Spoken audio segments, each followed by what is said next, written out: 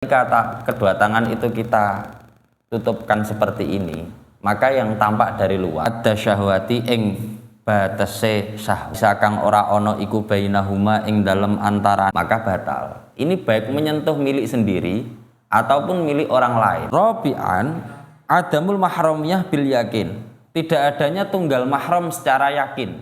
Berarti memang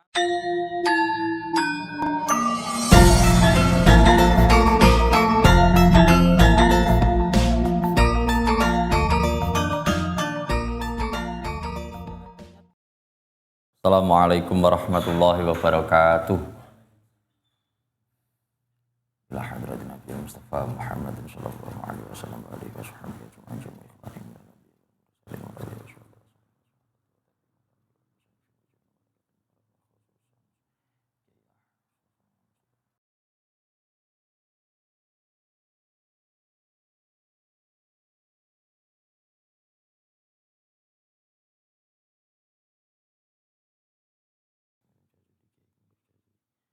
Ya mahfuz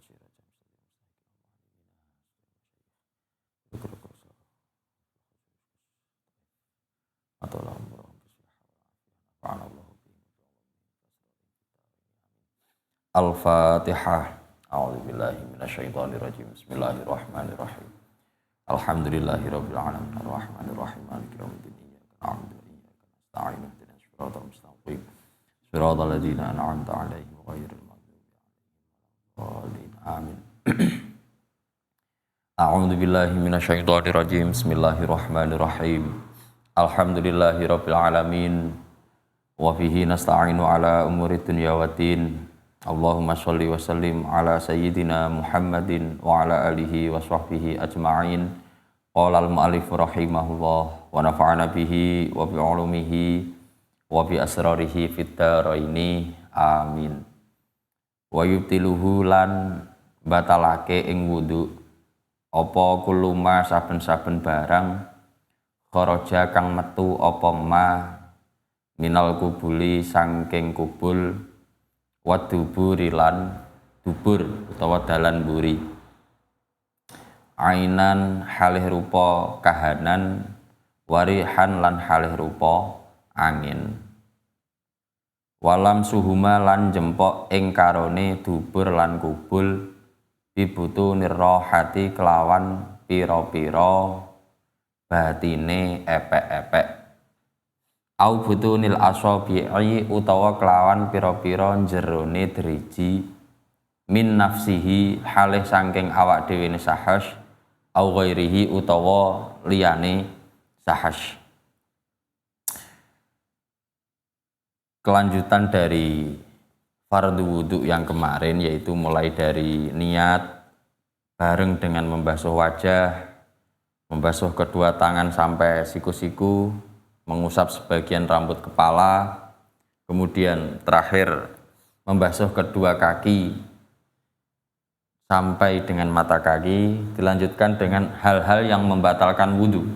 Hal-hal yang membatalkan wudhu itu yang pertama, setiap hal yang keluar dari kubul dan dubur, setiap hal yang keluar dari dalan depan alias kelamin atau dari dubur, dari anus, baik itu berupa sesuatu ataupun hanya berupa angin, baik itu nanti langka atau memang sudah terbiasa keluar sebagaimana air kencing, air seni, mungkin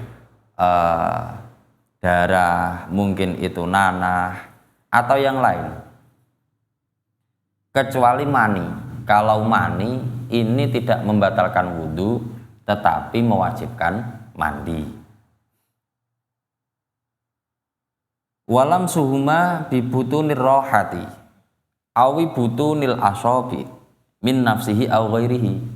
Hal-hal yang membatalkan wudhu yang kedua adalah menyentuh kemaluan dan menyentuh anus dengan menggunakan telapak tangan bagian dalam. Jadi kalau kita mendefinisikan mana itu telapak tangan bagian dalam adalah ketika kedua tangan itu kita tutupkan seperti ini, maka yang tampak dari luar ini adalah bagian luar. Kalau bagian dalam berarti ini. Kalau kita memegangnya pakai ini, maka batal. Ini baik menyentuh milik sendiri ataupun milik orang lain. Nah, wudhu orang yang menyentuh itu langsung batal. Baik yang disentuh itu anak kecil, semisal kita punya anak terus kita istinjai dan kita sentuh kemaluannya, lah posisi wudhu kita menjadi batal. Walau liwalidihi as-shaghir, lah walaupun adanya orang yang kita sentuh tadi itu merupakan masih anak kecil. Watalaki basyarata dzakarin, lan tetemune kulit lorone wong lanang wa unsa lan wong wadon. Balagha kang tumeka sapa dzakar wa unsa hadda syahwati ing batese syahwat. Laisa kang ora ana iku bainahuma ing dalem antarane dzakar wa unsa apa mahramiyatun sifat seduluran binasabin sebab nasab au radha'in utawa sebab tunggal suson au musaharatin utawa mara tuwa oleh nyentuh bila hailin kelawan tanpa aling-aling. Terus kemudian yang membatalkan lagi yang ketiga ialah bersentuhan kulit antara laki-laki dan perempuan, di mana keduanya ini sudah sampai di batas syahwat. Jadi sudah memiliki ketertarikan, kecondongan kepada lawan jenis. Laisa bainahuma mahramiyatun. Di antara keduanya ini bukan merupakan tunggal mahram. Jadi perlu kita ketahui, mahram di dalam masalah wudhu, orang yang tidak batal ketika kita sentuh ialah orang yang haram untuk kita nikah. Kesimpulannya berarti suami istri ketika menyentuh maka wudhunya itu batal. Tunggal mahram itu semisal kita dengan ibu kita, kita dengan adik perempuan kita dengan kakek atau nenek atau yang lain. Nah ini mahram. Kalau misanan, maaf, berarti kalau misanan itu anaknya kakak dari ayah saya, berarti setara dengan saya, itu namanya misanan. Kalau toh dia lawan jenis, maka ketika kita bersentuhan itu wudhunya batal. Tapi ketika saya menyentuh bibi saya, berarti mbak dari ayah saya atau mbak dari ibu saya yang kandung, itu wudhu saya tidak batal. Jadi penjelasan masalah mahram seperti itu. Aurodoin, ataupun ibu kita pernah menyusui orang lain.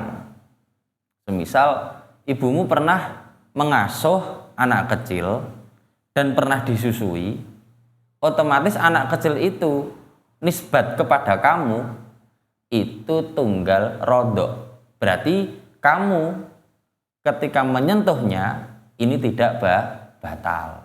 Ini sebab pernah disusui oleh ibumu. Au musaharatin, ataupun sebab jejodohan. Kita dengan mertua kita, ibu mertua kalau laki-laki itu tidak batal. Sebab orang tua yang merupakan itu morotuwo itu sebenarnya juga orang tua kita yang haram untuk kita nikah. Ya Allah ya Karim, dan adanya bersentuhan tadi itu bila hailin, tanpa adanya penghalang. Berarti kulit ketemu kulit.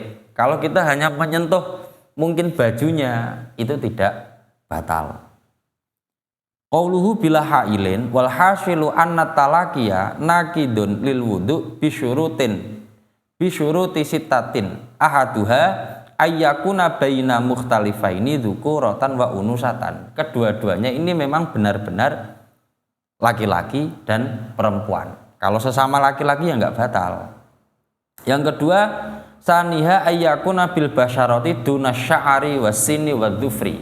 Yang kedua, yang disentuh itu memang benar-benar kulit, bukan rambut, gigi ataupun kuku. Berarti kalau kita mungkin kuku kita menyentuh dengan kulit wanita lain, tidak batal kita, dan dia juga tidak batal. Rambut, mungkin kita pas berjalan kita terkena uraian rambut wanita lain, wudhu kita nggak batal, sebab itu semua bukan kulit.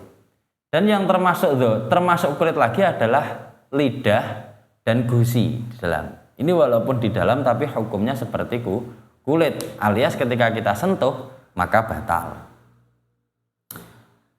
Wasalisuha ayyablugha kullu minadz-dzukuri wal unsa haddan yushtaha fihi. Falau balagha ahaduhuma dzalika dunal akhar fala naqda likullin minhuma. Dan laki-laki maupun perempuan itu sudah sampai batasan syahwat. Berarti antara kamu dan wanita yang kamu sentuh tadi itu sama-sama sudah dewasa, sama-sama sudah memiliki syahwat.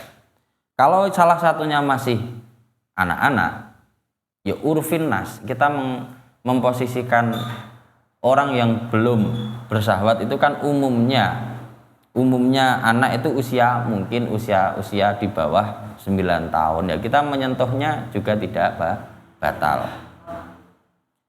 Lah, Rabi'an adamul mahramiyah bil yakin, tidak adanya tunggal mahram secara yakin. Berarti memang mereka ajnabi. Orang yang kita sentuh itu adalah orang lain, bukan saudara kita, bukan orang tua kita. Khamisuha alla yujada hailun bainahuma, tidak adanya penghalang di antara keduanya. Berarti kulit langsung kulit. Sadisuha alla yakuna juz'an haduhuma alla yakuna juz'un ahaduhuma mungfasilan wa huwa dunan nisfi. Dan yang kita sentuh ini bukan merupakan sebuah anggota yang terpisah, di mana anggota tersebut kurang dari separuh. Nah, ini kriteria ketika kita menyentuh kulit yang membatalkan wudhu.